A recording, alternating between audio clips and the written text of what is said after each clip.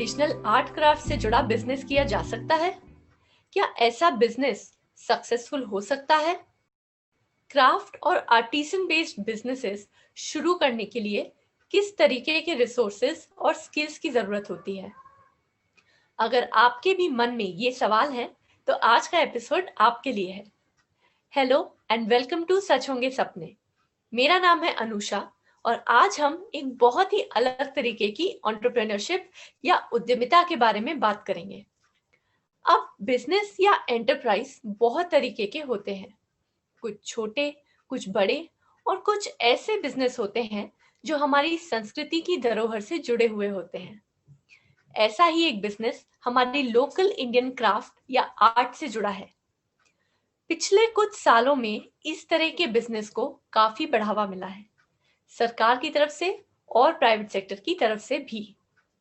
भारत ने साल 2020 में 126 बिलियन इंडियन रुपीस के हैंडीक्राफ्ट प्रोडक्ट्स एक्सपोर्ट किए हैं।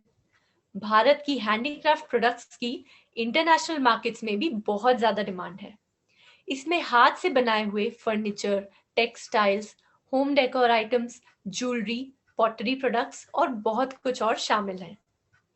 आपने फैब इंडिया, गाथा, जयपुर जैसे नाम अगर सुने हैं, तो आपको पता होगा कि आर्ट और आर्ट बेस्ड प्रोडक्ट्स का अच्छा खासा मार्केट और डिमांड है। आज इसी टॉपिक पर बात करने के लिए हमारे साथ जुड़ी है मयूरा बालासुब्रमण्यन। मयूरा क्राफ्टिजन की फाउंडर और सीईओ है और क्राफ्ट बेस्ड प्रोडक्ट्स को देश विदेश तक पहुंचाना और एक्सेसिबल बनाना उनका विजन है। तो आइए बात करते हैं मयूरा से। So welcome to सच होंगे सपने, Mayura. Thank you so much, Anusha, and thank you so much UNDP and Herald High Foundation for inviting me. Thank you. We are very excited to have you today. And आपके साथ जो है आज हम बहुत सारी बातचीत करने वाले हैं और जो हमारे यूथ हैं जो इस वक्त ये वीडियो देख रहे हैं लाइव, वो बहुत सी चीजें जानना चाहेंगे इस सेक्टर के बारे में जिसके बारे में हम आज बात कर रहे हैं। सो मयूरा, मेरा पहला क्वेश्चन जो आपसे है वो ये है कि आर्टिसन एंड क्राफ्ट सेक्टर के बारे में जब हम बात करते हैं, ये हम वर्ड सुनते हैं, what exactly is this sector and आप इस सेक्टर में कैसे आई? When I first think of crafts, I think of heritage. You know, they're such an integral part. हमारे संस्कृति के मतलब कितने integral हिस्सा हैं crafts और हस्तकला. And it's not just crafts, it's crafts and handlooms, right? So this is something that we have to preserve, right? So that's the first thing that comes to mind. Second, and I think this is something very close to my heart. Craft actually environmentally friendly है।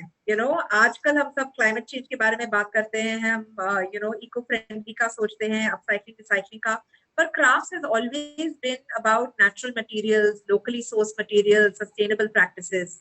सो that to me is the other USP or khasiyat of this sector. And third, of course, is the fact that India is the largest home of, or rather, India is home to the largest number of craft and handloom producers in the world, right? So to me, that is also something staggering that stands out for this sector. तो मयूरा, ये तो हुआ artisan and craft sector के बारे में information. अब आप हमें ये बताइए कि आप किस तरीके से इस सेक्टर में एंटर हुई, आपका पाथ क्या था जब आपने शुरुआत करी और कैसे आप तब से अभी तक आपकी जर्नी रही है? Actually it's such a wonderful coincidence कि मेरी जो डेवलपमेंट सेक्टर में एंट्री थी वो यूएनडीपी के साथ थी।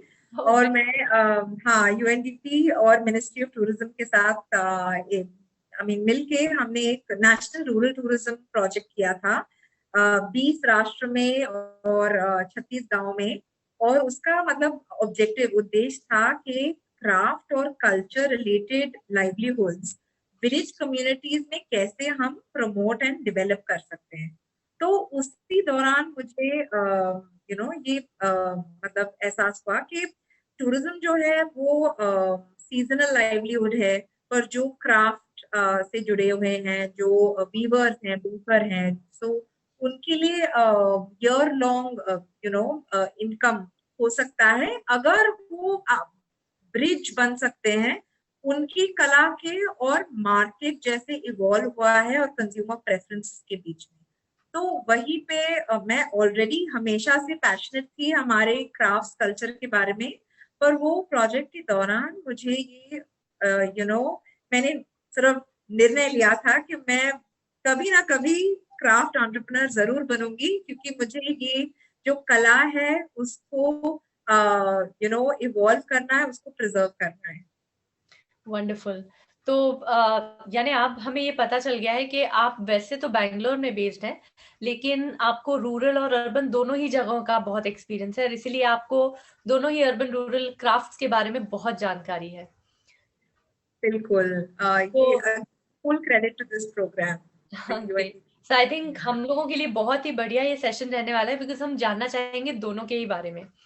तो बिकॉज आपने इतना कुछ देखा है, आपकी पिछले 10 साल की जो जर्नी है जिसमें आपने इतना कुछ इवॉल्व होते हुए इस इंडस्ट्री को देखा है, तो क्या आप हमें थोड़ा बता सकते हैं कि जब आपने शुरुआत करी थी तब से लेकर अब तक किस तरीके से चेंजेस आए हैं, किस तरीके की नई अपॉर्चुनिटीज जो है वो इमर्ज हुई हैं टाइम के साथ?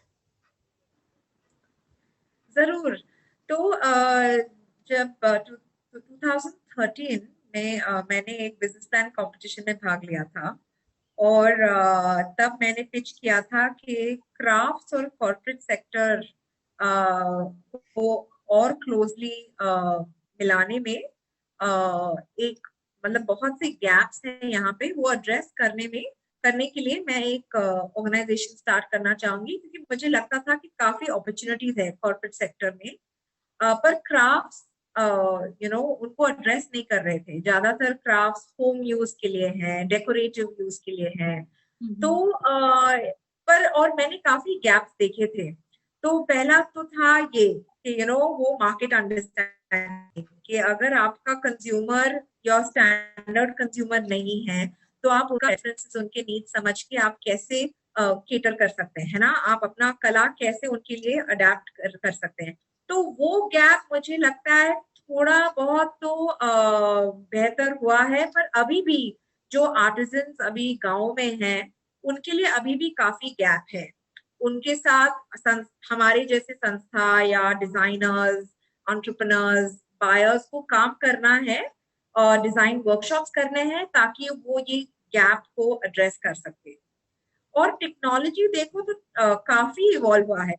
10 साल 6-7 साल पहले, 2013 की बात है, तब इतने सारे टेक्नोलॉजी इनपुट्स नहीं थे। ऑनलाइन सेलिंग क्राफ्ट्स में काफी प्रॉब्लमेटिक था। हर एक प्रोडक्ट का फोटो ले लो, उसको अलग अलग से कैटेगराइज करो, और पता नहीं कितने लोगों को ई कॉमर्स की जानकारी है, पर काफी बहुत कुछ मैन्युअली करना पड़ता था। अभी टेक्नोलॉजी काफी एडवांस हो गई है। काफी लोग अभी ओवरनाइट जैसे एक क्राफ्ट ई कॉमर्स वेंचर या कुछ मतलब खुद से खड़ा कर सकते हैं। सोशल मीडिया इतना इवॉल्व नहीं था, है ना, तो अभी पूरा वेबसाइट की भी जरूरत नहीं है। आप एक सोशल मीडिया एक अकाउंट हाँ बना के आप वहीं से स्टार्ट कर सकते हैं। तो इन्वेस्टमेंट बहुत कम हो गया है, आपका डायरेक्ट एक्सेस कंज्यूमर्स के लिए बढ़ गया है। तो ऐसा सब मतलब गैप्स, चैलेंजेस काफी और मतलब है, पर अपॉर्चुनिटीज भी काफी हैं। और मुझे लगता है कि आजकल जो मिलेनियल्स हैं, जेन वाई हैं, उनको सोशल इम्पैक्ट में बहुत इंटरेस्ट है। तो अगर कोई ऐसा सेक्टर है या बिजनेस है जो सिर्फ प्रॉफिट के लिए नहीं चल रहा है, प्रॉफिट के अलावा सोशल इम्पैक्ट के लिए, एनवायरमेंटल इम्पैक्ट के लिए, कोई ज्यादा बड़ा ऑब्जेक्टिव है उसका, जिससे लोगों की मदद हो जाए, उसमें उनको और इंटरेस्ट है। तो इसलिए एंटरप्रेन्योर होते हुए मुझे लगता है कि आजकल टीम बनाना और लोगों को हायर करना और आसान हो गया है। 7 साल पहले थोड़ा और मुश्किल था, इतने मतलब लोग थे, पर मुझे लगता है आज और भी लोग हैं, और हर साल और लोग आ रहे हैं जो सोशल सेक्टर में शामिल होना चाह रहे हैं। Great. So I think it has been a really beautiful journey of yours which you've been on. And क्योंकि आपने हमें बताया कि आपने कई साल पहले ये सेक्टर एंटर किया था और आपने देखा है ये कैसे इवॉल्व हुआ है।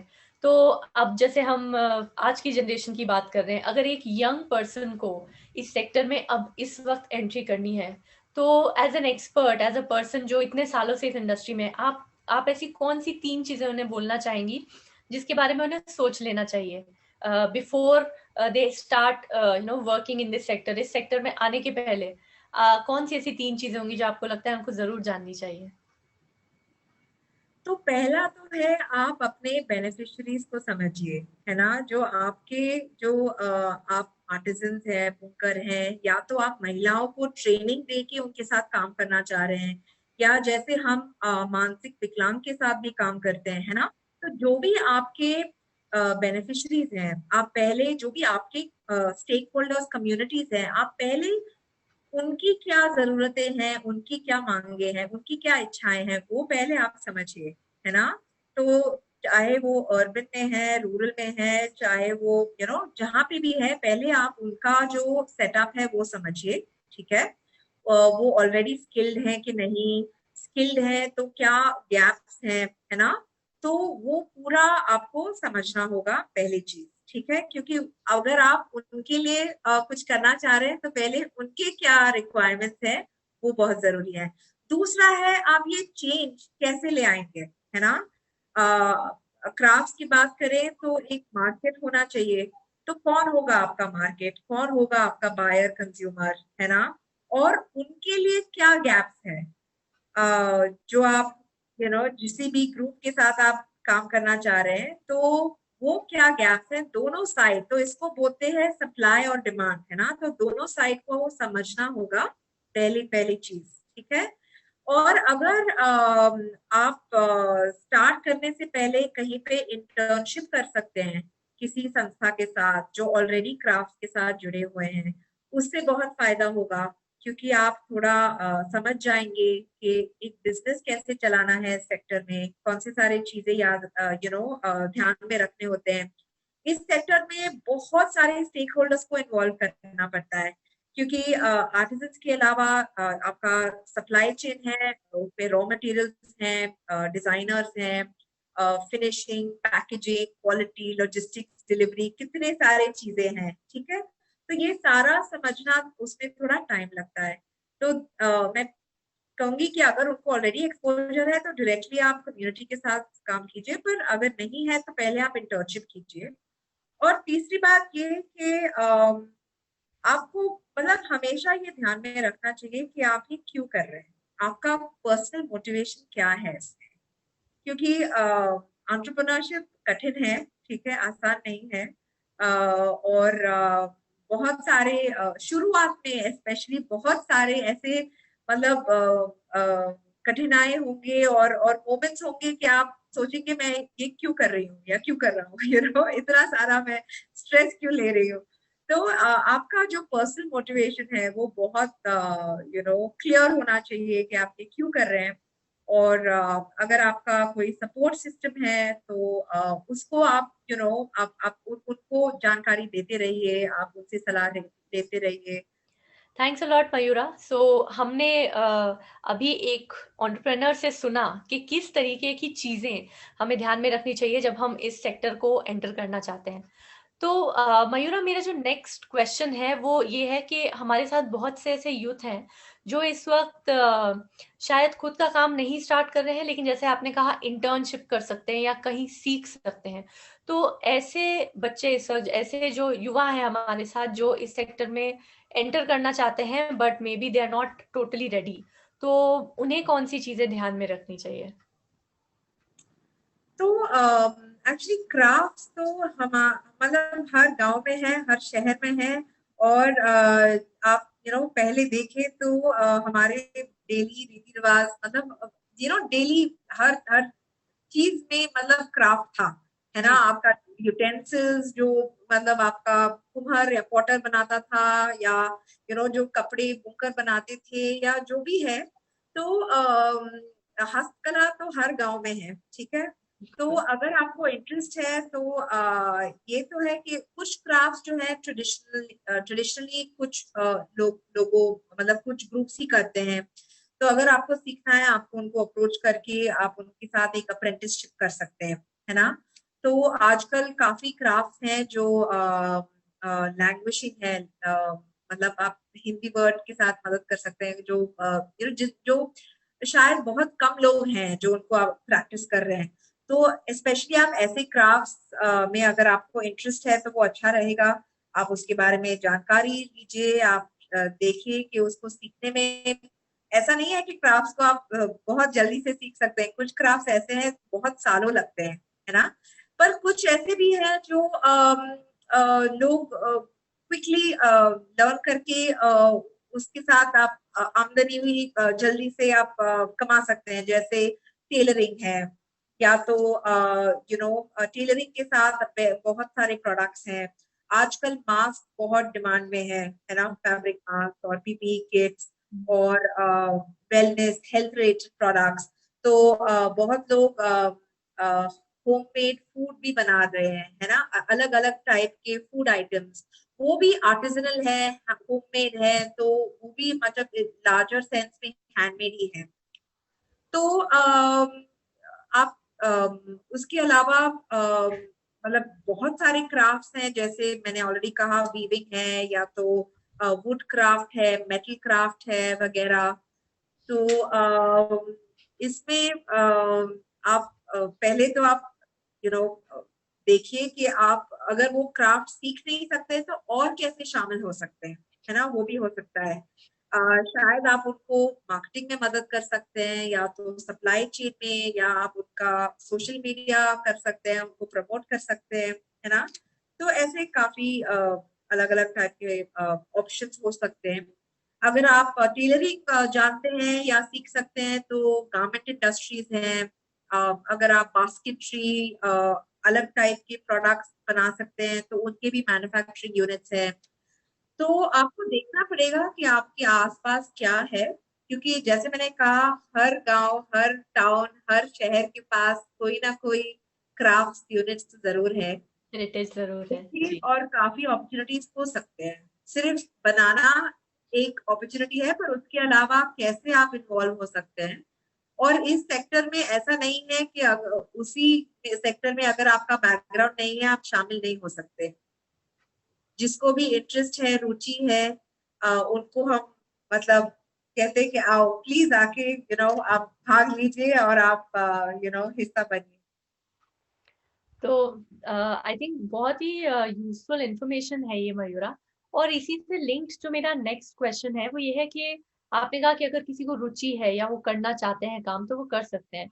तो क्या ऐसे कोई इंस्टीट्यूट्स हैं या इस तरीके कोई ऑर्गेनाइजेशन हैं जहाँ पर अगर एक एक एक यूथ मेंबर को ये चीजें सीखनी है, तो जैसे हम देखते हैं फैशन डिजाइनिंग के कुछ कॉलेजेस हैं या इंटीरियर डिजाइनिंग के से रिलेटेड कॉलेजेस हैं, आर्किटेक्चर के कॉलेजेस हैं, तो कोई ऐसे प्लेटफॉर्म्स या इंस्टीट्यूट्स आपके ध्यान में आते हो जिनसे अपनी एक academic journey towards this sector को शुरू कर सकता है? तो काफी कॉलेजेस में बैचलर्स ऑफ फाइन आर्ट्स है, ठीक है, वो एक अच्छा कोर्स है जो आप अंडर ग्रेजुएट में कर सकते हैं। पर वो है अगर आपको खुद मतलब रुचि है क्राफ्ट्स और आर्टिस्टिक साइड में। Otherwise I think commerce degree, commerce का अंडर ग्रेजुएट तो हमेशा से बैचलर्स डिग्री हमेशा काम आएगा, क्योंकि ये सारे जो सेक्टर्स हैं वहाँ पे trade, business, supply chain, economics, इस सब के बारे में, फाइनेंस, अकाउंटिंग, ये सब के बारे में जानकारी बहुत जरूरी है। तो ये कॉमर्स डिग्री भी बहुत काम में आएगा। उसके अलावा जैसे आपने ऑलरेडी कहा डिजाइन स्कूल्स और कॉलेजेस हैं, तो ये सारे कुछ ऑप्शंस हैं। ग्रेट। अगर आपको वोकेशनल ट्रेनिंग या तो सिर्फ स्किल ट्रेनिंग प्रोग्राम्स करने हैं, उसके भी जैसे काफी अपॉर्चुनिटीज हैं। पर उसके बारे में हेड हेल्थ हाई खुद खुद बता सकते हैं। ठीक है, thank you so much Mayura. I think we'll also try, हमारे रिसोर्सेज भी हम काफ़ी सारे शेयर करेंगे और उन्हीं में हम कोशिश करेंगे कि ये अपॉर्चुनिटीज़ जो है अवेलेबल आपसे पूछ के भी और हमारी तरफ से भी हम अवेलेबल करवा करवा पाएँ। तो नेक्स्ट क्वेश्चन जो है मयूरा मेरा वो जैसे कि आप खुद एक एंटरप्रेन्योर हैं और बहुत से अलग अलग तरीके के क्राफ्ट आइटम्स जो हैं आपके ऑर्गेनाइजेशन में बनते हैं, और हमने ये भी बात की कि हर एरिया अपने साथ कोई ना कोई यूनिक नो हैंडीक्राफ्ट या कोई यूनिक आर्ट फॉर्म लेकर आता है। सो ये क्वेश्चन भी थोड़ा सा यूनिक है। हमारे साथ इस वक्त बहुत से अलग अलग स्टेट्स, रूरल अर्बन एरिया से जो यूथ हैं वो इस वक्त ये वीडियो देख रहे हैं, और हो सकता है कि उनके साथ, उनके आसपास, उनके फैमिली में, या वो खुद इन स्किल्स में ट्रेंड हो। तो अगर वो अपने इस स्किल को, इस कला को बढ़ाकर खुद कुछ चालू करना चाहते हैं एज एन एंटरप्रेन्योर, जो आपने भी किया है, तो कुछ टिप्स जो शुरुआत करने के लिए उनके लिए हेल्पफुल होंगी, अगर आप वो हमें बता सकें। तो अगर वो ऑलरेडी इस ऑलरेडी आर्टिसन है, वो ऑलरेडी इस सेक्टर में है, तो पहला तो है कि उनको मार्केट एक्सेस कैसे मिले, है ना, क्योंकि अभी स्पेशली जो कोविड का टाइम है, ऑनलाइन में काफी ग्रुप्स को काफी ग्राहक मिल चुके हैं। और हमने देखा है कि स्पेशली भारत में काफी लोग इस टाइम में जो भारत में प्रोड्यूस हुआ है, जो लोकल है, हैंडमेड है, हैंडक्राफ्टेड, उसका वो ज्यादा मदद करना चाह रहे हैं, क्योंकि उनको पता है कि उनके जो आर्टिस्ट है, बुकर है, उनको कठिनाई हो रही है, क्योंकि जो ट्रेडिशनल मार्केटिंग चैनल्स हैं वो बंद हो गए हैं। तो करेक्ट। पहला तो है कि आप किसी भी ऑनलाइन मार्केट प्लेस जो है या तो ई कॉमर्स सेक्टर है, आप उनको कांटेक्ट कीजिए। कुछ है जो ज्यादा मदद करते हैं, कंसाइनमेंट में नहीं लेते हैं, तो जैसे अगर मैं उनका नाम ले सकती हूँ, ओखाई है जो काफी आर्टिजन्स के लिए बहुत काम कर रहे हैं, गो कोऑप है, ज्वेंडे, जयपुर, गाथा, तो ये सारी साइट्स को मैं रेकमेंड करूंगी। उसके अलावा दूसरा है कि अगर आप को वर्किंग कैपिटल की जरूरत है, तो आप बैंक्स को अप्रोच कर सकते हैं। काफी स्कीम्स अभी आ गए हैं जहाँ से आपको लोन मिल सकता है।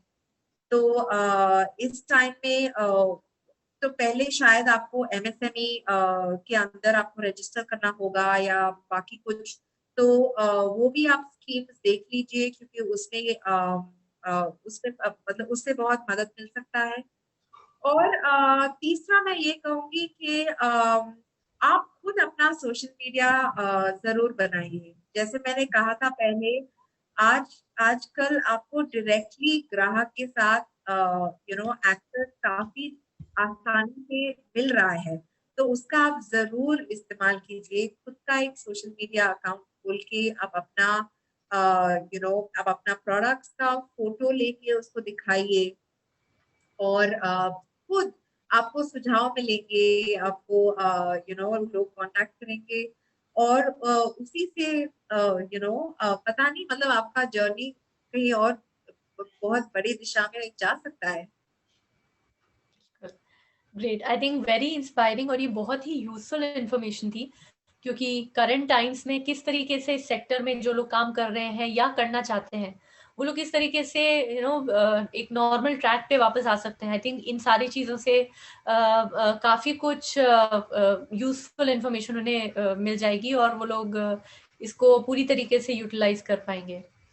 तो अगला क्वेश्चन जो मेरा मयूरा आपसे है वेरी क्विकली, वो ये है कि generally arts and craft sector को ज़्यादा फीमेल डोमिनेटेड सेक्टर समझा जाता है, तो क्या ये सच है, पहली बात तो। And main and persons with disabilities के लिए किस तरीके की अपॉर्चुनिटीज इस सेक्टर में मौजूद है? तो अगर ट्रेडिशनली आप क्राफ्ट्स को देखो तो दोनों, महिला पुरुष दोनों हिस्सेदार है। इनफैक्ट ट्रेडिशनली मैं कहूंगी कि महिलाओं को महिला आर्टिसंस को शुरू में कार्ड्स मिलते भी नहीं थे, आर्टिसन कार्ड्स, क्योंकि हम्म। वो एक्चुअली मदद करते थे, और जो फाइनल फिनिशिंग वगैरह है वो पुरुष करते थे, मतलब ट्रेडिशनली। तो अभी भी काफी ट्रेडिशनल क्राफ्ट क्लस्टर्स में आप देखें, बुकर क्लस्टर में भी आप देखेंगे, तो महिलाओं को आर्टिसन कार्ड नहीं मिला है। वो मतलब लास्ट 5-6 सालों में, क्योंकि ये सेक्टर में बहुत संस्थाओं ने काम किया है, उनको ये आर्टिसन कार्ड मिल रहा है। पर ट्रेडिशनली दोनों हिस्सेदार थे, दोनों काम को बटा के काम करते थे। पर अभी जो आप देखेंगे कि जो स्किलिंग प्रोग्राम्स हैं, उनमें जो क्राफ्ट स्पेसिफिक प्रोग्राम्स है उसमें हाँ ज्यादातर मुझे भी लगता है कि महिलाएं थोड़ा ज्यादा इंटरेस्ट ले रही हैं। पर बहुत अपॉर्चुनिटीज हैं दोनों साइड के लिए। और जैसे क्राफ्ट, मैंने सिर्फ ब्रीफली कहा था कि फैब्रिक है, वुड है, टेलरिंग है, मेटल वर्क है, ज्वेलरी मेकिंग है, बहुत सारे अलग अलग क्राफ्ट हैं। और आई थिंक स्किलिंग प्रोग्राम्स ज्यादातर थोड़ा रेपिटेटिव हो गए हैं, वो काफी तरह से सिर्फ टेलरिंग ही प्रमोट कर रहे हैं। अगर और अपॉर्चुनिटीज होते कि किसी को कार्पेंट्री, वुड वर्क सीखने को मिलता, या कोई यूनिक मेटल वर्क है, फैब्रिकेशन का कुछ काम है, तो मुझे लगता है कि शायद और पुरुष भी इंटरेस्टेड होते। और ऐसा कुछ भी नहीं है जो महिलाएं नहीं कर सकती। हमारे वुडन क्राफ्ट के जो क्लस्टर्स हैं, जैसे चन्नापटना में जो बैंगलोर के पास है, वहां पे हमारा एक ग्रुप है जहाँ पे सिर्फ महिलाएं काम करती हैं। शुरू से एंड तक सारे जो वुड के प्रोसेसेस हैं, सारे महिलाएं करती हैं। तो बस मतलब शायद मुझे लगता है कि महिलाओं ने ज्यादा इंटरेस्ट लिया है, क्योंकि क्राफ्ट सेक्टर में फ्लेक्सिबिलिटी ज्यादा मिलता है। आप को हमेशा सेंटर में जाके काम करने की जरूरत नहीं है। कभी कभी काम घर पे ले जाके भी हो सकता है, क्योंकि जी काफी प्रोसेसेस हैं। तो वो लोग जो काम सिर्फ घर में करना चाहते हैं, उनके लिए भी वो ऑप्शंस है। तो इस फ्लेक्सिबिलिटी की वजह से मुझे लगता है कि इसलिए ज्यादा महिलाएं भी इस सेक्टर में सिर्फ इंटरेस्ट लेते हैं। हम पर्सन विद डिसेबिलिटी के साथ काम करते हैं, स्पेशली जिनको जो मानसिक विकलांग है। पर वेदर उनको फिजिकल डिसेबिलिटी है या इंटेलेक्चुअल, क्राफ्ट्स में वो जरूर हिस्सा ले सकते हैं, क्योंकि क्राफ्ट्स का जो खासियत है कि आप स्किल को कस्टमाइज कर सकते हैं। इसमें बहुत अलग अलग प्रोसेसेस होते हैं, तो जिसका एबिलिटी जितना है, आप उसको उतने काम में शामिल कर सकते हैं। और जैसे अब मैं एक एग्जांपल दूंगी। जो लोग फूल चढ़ाते हैं मंदिरों में और फिर उसको फेंक दिया जाता है, पर हम उसको कलेक्ट करके जो मानसिक विकलांग है, हमने उसको ट्रेन किया है कि उन फूलों को कैसे होली कलर्स, रंगोली कलर्स में कन्वर्ट कर सकते हैं। और क्योंकि ये नेचुरल मटेरियल है, उनको बहुत अच्छा लगता है इसके साथ काम करने में। और आप किसी भी सेंटर में जाएंगे तो वहां पे खुशबू बहुत अच्छी है, क्योंकि रोजेस हैं और अलग अलग फ्लावर्स हैं। पर ऑल्सो इतना अच्छा हैप्पी माहौल है, सब लोग मुस्कुरा रहे हैं, क्योंकि वो नेचुरल मटेरियल के साथ काम कर रहे हैं, और उसमें उनको बहुत थेराप्यूटिक रिहैबिलिटेटिव इफेक्ट्स भी हैं उसके। तो आप बहुत, और ऐसा नहीं है कि सिर्फ कुछ सिंपल जैसे फ्लावर्स को होली कलर्स में कन्वर्ट करना ही आप उनको सिखा सकते हैं। वो टेलरिंग, ब्लॉक प्रिंटिंग, अलग टाइप का एम्ब्रॉयडरी, इवन मशीन चलाना, काफी सब ऑब्वियसली वो सीख सकते हैं। तो मुझे लगता है कि इस सेक्टर में काफी अपॉर्चुनिटीज हैं पर्सन विद डिसेबिलिटी के लिए। Thanks a lot Mayura. This was our question and answer round एंड हमें बहुत से इंटरेस्टिंग आंसर्स आपसे मिले। हमारा जो अगला सेगमेंट है वो एक छोटा सा बहुत इंटरेस्टिंग सेगमेंट है, जिसे हम कहते हैं मिथ बस्टिंग। सो क्योंकि हम अलग अलग सेक्टर्स के बारे में बात कर रहे हैं, हमारे अलग अलग एक्सपर्ट से बहुत से ऐसे कई बार इंफॉर्मेशन होती है जो शायद सही नहीं होती है, लेकिन जनरल पब्लिक में उसे हम एक्सेप्ट कर लेते हैं और वो एक मिथ है जो हम सब मान लेते हैं। तो हर एक्सपर्ट से हम पूछते हैं कि वो एक कोई ऐसा मिथ हमारे लिए बस्ट करे उनके सेक्टर के बारे में जो शायद हमें ना पता हो। तो सेम चीज अब मैं आपसे पूछना चाहूंगी कि कौन सा ऐसा मिथ है जो आज मयूरा आप हमारे लिए बस्ट करना चाहेंगी। हाँ, मतलब ये this is a very interesting question. बहुत सारे मिथ्स हैं क्राफ्ट सेक्टर के बारे में।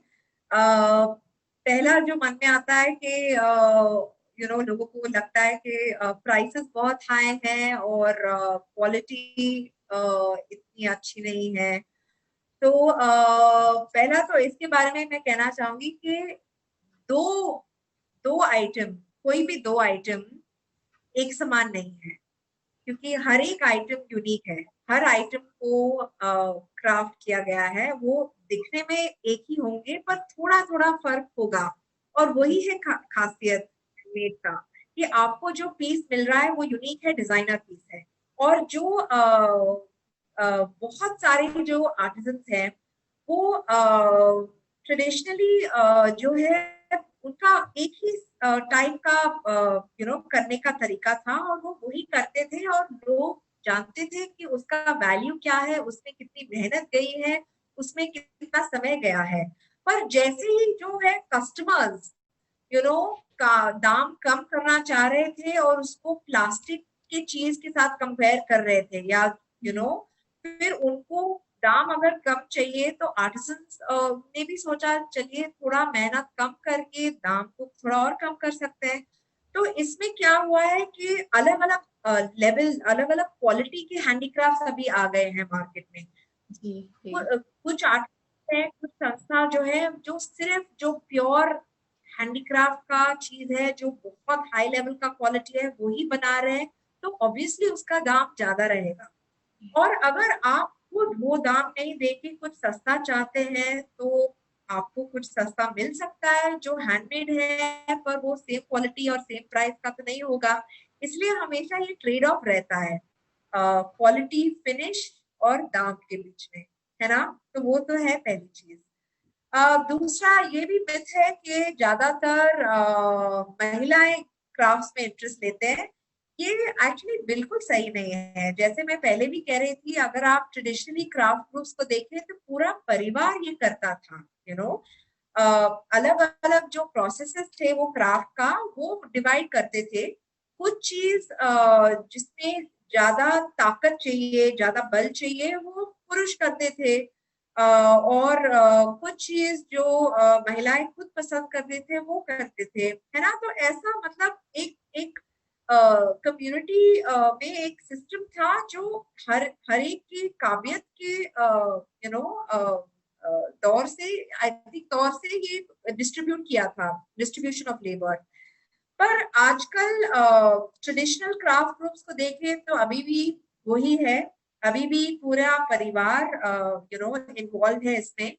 पर जो नई पीढ़ी है, जो नेक्स्ट जनरेशन है, उसमें हाँ जरूर काफी जो है, दोनों साइड से लोग मतलब दोनों महिला और पुरुष छोड़ रहे हैं। पर क्योंकि कभी कभी जैसे मैंने कहा फ्लेक्सिबिलिटी ज्यादा है, तो जब महिलाओं को लगता है कि अगर उनको शायद थोड़ा अ, परिवार भी संभालना है और काम भी करना है, तो ये सेक्टर में वो फ्लेक्सिबिलिटी है। काफी जैसे मैंने कहा स्किल ट्रेनिंग प्रोग्राम सिर्फ टेलरिंग, एम्ब्रॉयडरी वगैरह पे फोकस कर रहे हैं, तो वो ज्यादातर ट्रेडिशनली भी महिलाएं कर रहे थे। तो शायद इसी इसी की वजह से शायद ये मिथ है। पर ट्रेडिशनल ग्रुप्स, क्राफ्ट ग्रुप्स में अभी भी मतलब उतने ही पुरुष और महिलाएं इन्वॉल्व हैं। और लास्ट मिथ कि क्राफ्ट के लिए मार्केट नहीं है, ये सबसे गलत है। मतलब अगर आप अभी देखें कि कोविड के टाइम में, पैंडेमिक के टाइम में कितने सारे सेक्टर का काम बिल्कुल ही बंद हो गया है, क्राफ्ट सेक्टर में ऐसा नहीं हुआ है। क्योंकि क्राफ्ट सेक्टर जल्दी से अपने जो स्किल्स है उसको अडेप्ट कर सकते थे और कर लिया है। जो करंट मार्केट में डिमांड है, जो कंज्यूमर्स चाहते हैं, वो बना सकते हैं। और क्योंकि ये कैपिटल इंटेंसिव इंडस्ट्री नहीं है, वो इतना मशीनरी पे डिपेंडेंसी नहीं है, सारा हस्तकला है ना, हाथ का काम है। तो आप अपना खुद का जो हुनर है, स्किल है, उसके साथ आप कुछ और बना सकते हैं। तो यही है खासियत। और मार्केट डाउन नहीं है क्राफ्ट्स के लिए। जो मैंने पहले कुछ ई कॉमर्स मार्केट प्लेसेस का के नाम बताए थे, वो सब इस साल में, इस फाइनेंशियल ईयर में पिछले साल से दुगना कर रहे हैं। इतना सारा उनको सपोर्ट मिला है, ग्राहक कह रहे हैं कि हम खरीदेंगे, आप हमें अच्छे क्वालिटी ऑथेंटिक क्राफ्ट दिखाइए जो आर्टिजन्स को सपोर्ट करें, सिर्फ ट्रेडिशनल आर्टिजन्स को नहीं, पर जो भी महिलाएं हैं, पर्सन विद डिसेबिलिटी है, जिन्होंने भी बनाया है और उनके लिए आमदनी है, हम सपोर्ट करेंगे। तो ये क्राफ्ट, एक्चुअली क्राफ्ट मार्केट आज के दिन में हैंडीक्राफ्ट्स और हैंडलूम्स के लिए अच्छा है। I think very interesting 3 myths, और डेफिनेटली आई थिंक हम सभी यही बिलीव करते हैं जो आपने आज ब्रेक किए हैं मिथ्स, चाहे वो फीमेल डोमिनेटेड सेक्टर होने का हो, जिसमें मेल्स को लगता है कि अरे इस सेक्टर में मैं अगर जाऊंगा तो क्या होगा, या लोग क्या कहेंगे, या क्या मैं ये काम करने के लिए सही हूँ। So very very useful information है जो आज आपने हमने दी है, और ये तीनों ही मिथ्स हमारे लिए बर्स्ट किए हैं। So thanks a lot for that. Mayura, तो आज का सेशन बहुत ही इंटरेस्टिंग रहा। I personally enjoyed it very much. And हमारे जितने यूथ इस वक्त देख रहे हैं, जो लास्ट सेगमेंट है, as an expert from this industry, as someone जो इतने सालों से आप इस इंडस्ट्री में काम कर रहे हैं, तरीके के आपने आर्ट एंड क्राफ्ट्स को इंट्रोड्यूस किया है, बहुत से अलग अलग ग्रुप्स को लाइवलीहुड्स दिए हैं, तो जो हमारे यूथ इस वक्त ये वीडियो देख रहे हैं, उनके लिए आपकी एक शॉर्ट एडवाइस क्या होगी? पहला तो आप प्लीज जो हैंडमेड इन इंडिया है ना, make in India larger initiative है, पर जो हैंडमेड इन इंडिया है, आप please take a lot of pride, उस पे आप जरूर गर्व लीजिए, है ना। आप सब को एक कोई ना कोई क्राफ्ट के बारे में जरूर जानकारी होगी जो आपके गांव शहर से है ना। तो पहले आप उसमें गर्व कीजिए, और आप देखिए कि आप नेक्स्ट टाइम किसी भी हैंडमेड वस्तु को देखते हैं तो आप समझिए कि उसमें कितने सालों का स्किल और ट्रेनिंग गया है ना। उसको पहले सीखने में, अच्छा सा परफेक्ट करने में, क्वालिटी वाला चीज प्रोड्यूस करने में, और फिर उसको लगातार बनाने में, है ना। और तो आप प्लीज थोड़ा गर्व लीजिए, इंटरेस्ट लीजिए, और भी लोगों को समझाइए। और जैसे मैंने कहा कि इस सेक्टर में बैरियर्स ऑफ एंट्री नहीं है, मतलब कोई भी जो इंटरेस्ट लेता है ये सेक्टर में, इसमें आपको जरूर कुछ ना कुछ रोल जो आपके इंटरेस्ट का है वो आपको मिल सकता है। तो ऑल द बेस्ट जो भी वीडियो देख रहा है ये segment, all the best you, और प्लीज इंटरेस्ट लीजिए इस सेक्टर में, हमें यूथ की बहुत जरूरत है। Thanks a lot Mayura, thanks, आपने आज हम सबसे बात की, बहुत इंटरेस्टिंग कन्वर्सेशन, बहुत सा useful information. I am sure हमारे यूथ जो जो जिन्हें इंटरेस्ट है सेक्टर में एंटर करने के लिए, उन्होंने आज बहुत कुछ सीखा होगा, और वो एक इन्फॉर्म्ड डिसीजन लेकर अब अपने करियर पाथ में आगे बढ़ पाएंगे। सो thanks a lot Mayura for joining us today. Thank you so much, धन्यवाद। उम्मीद है कि मयूरा के साथ इस बातचीत से आपको बहुत सारी जानकारी मिली होगी, और अगर आप इस सेक्टर में अपना काम शुरू करना चाहते हैं तो आपको मोटिवेशन भी मिला होगा। अब आपके चैट में एक गूगल फॉर्म आ रहा होगा। इस गूगल फॉर्म को भरकर आप आर्टिसन एंड क्राफ्ट इंडस्ट्री से जुड़े हुए सवाल हम तक पहुंचा सकते हैं। हमारे करियर गाइड्स आपको कॉल करके आपके सवालों के जवाब देंगे, और करियर से जुड़ी बहुत सी जानकारी भी आपको देंगे। नीचे दिए गए डिस्क्रिप्शन में लिंक्स और रिसोर्सेज को देखना ना भूलें। ये आर्टिसन और क्राफ्ट सेक्टर के बारे में आपको बहुत सी जानकारी दे सकते हैं। अब मिलेंगे सच होंगे सपने के अगले एपिसोड पर। तब तक के लिए अपना ख्याल रखिए। Bye bye.